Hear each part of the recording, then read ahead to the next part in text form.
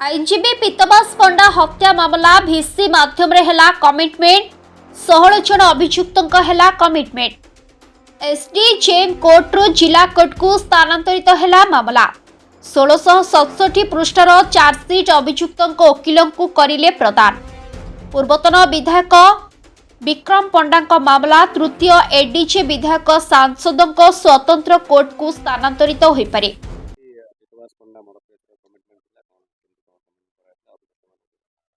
देखु पुलिस जिते 90 दिन भितर केस चार्जसीट दाखल करने नियम अच्छी तेणु 90 दिन भर पुलिस चार्जसीट दाखल कर सारी नुआ पीएनएस एक्ट रे पुलिस समस्त मुदालों एक सेपरेट कॉपी करके देवे से अनुसार से मैंने कॉपी देते आपण मान गणमाध्यम जहाँ बाहर 30,000 पेज से 30,000 पेज नु 1667 पेज गोटे चार्जसीट दाखल कर विभिन्न डॉक्यूमेंट देते। तो आज जिते एसडीजेएम कोर्ट पाखे दाखल है एसडीजेएम होती कॉग्निजेंस मजिस्ट्रेट जो केस एसडीजेएम विचारणा करें से केस को से पाखे रखिए जो थे पावर ना जिला कोर्टर पावर अच्छे से जिला कोर्ट को स्थानांतरित करेंगे जेहेतु यहाँ केस 302 रही तेणु से जिला कोर्ट को आज कमिटमेंट करके कोर्ट पठेदेले परवर्ती अवस्था जिला कोर्ट रिमांड रिपोर्ट देवे जेल को केस जेहेतु कोर्ट गोटे केस नंबर हम सेशंस ट्राइबल नंबर हम तो एसटी नंबर करके रिमांड करके देवे। आज समस्त मुदाला को इवन पिंटू दास को फुलवाणी जेल रु कोर्ट आनी भिसी माध्यम समस्त को जन दिगला जे एम कोर्ट सब स्थानांतरित है जिला कोर्ट को बर्तमान जिला कोर्ट जो कोर्ट को पठेबे से कोर्ट रे चार्ज फ्रेम परवर्ती अवस्था विचारणा पॉलिटिकल लोक अच्छा देखो या आम ओडिशा हाईकोर्ट रे एक नोटिफिकेशन अच्छी जे ओडिशार तीनोटी माने जिला जज माने अतिरिक्त जिला जज यार जज को MLA MP ex MLA x MP जो मैंने इनवल्व अच्छा विभिन्न केस सेशंस केस ट्रायल ये हम एवं जो मैंने साधारण दफार गिरफ होती एमएलए एमपी से मजिस्ट्रेट कोर्ट में विचारणा हम तेणु जेहेतु आमर ये थर्ड एटी एम्पावर होती ओडिशा हाईकोर्ट द्वारा आम आशा करूँ निश्चित भाव से कोर्ट को केस स्थानांतरित हो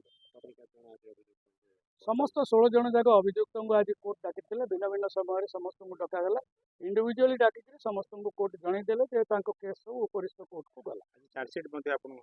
हाँ निश्चित भाव आज चार्जसीट देते 1667 पेज बोली आम शुणुचु कि बर्तमान सुधा आम जानू के पेज हम किंतु चार्जसीट कॉपी समस्त को दाखल माने कोर्ट आमको हस्तांतर कर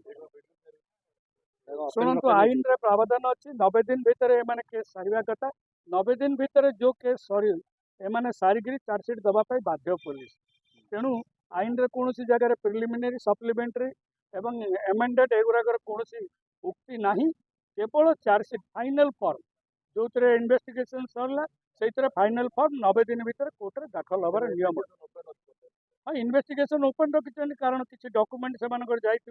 जथा फॉरेंसिक रिपोर्ट जाइए से रिपोर्ट आसी नाकू आणिक दाखल करेंगे परवर्ती अवस्था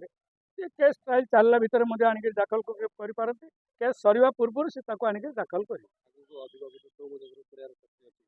शुणु से कथा पुलिस निर्भर करे किंतु आईन रे से भाया कौन प्रावधान ना जेहेतु इन्वेस्टिगेशन ओपन रखा जाए जदि इन्वेस्टिगेशन कहार किसी था जो रिपोर्ट लिखिक देले से फाइनल रिपोर्ट देला बेले अवगत कर कारण किसी डॉक्यूमेंट रही जाए जो गुराक फॉरेंसिक डिपार्टमेंट रिपोर्ट आसी न था कौटे सीरियल लिस्ट कॉपी रही जाए से कॉपी गुराक आणिक दबार प्रावधान आईन मु पूर्णचंद्र पंडा स्वर्गत पीतबास पंडा सान भाई कौन आज कमिटमेंट है 16 जन भितर माने कोर्ट रखिले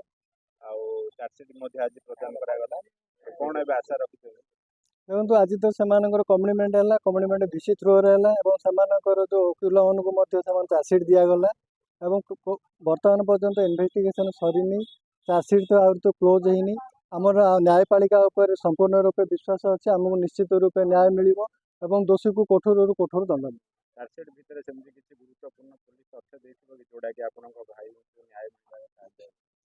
देखु निश्चित रूपे आम पुलिस उपर भरोसा अच्छी से निश्चित रूपे तदंत करी कठोर कठोर चार्जसीट देते निश्चित आम भरोसा अच्छी। Bureau report IGB news.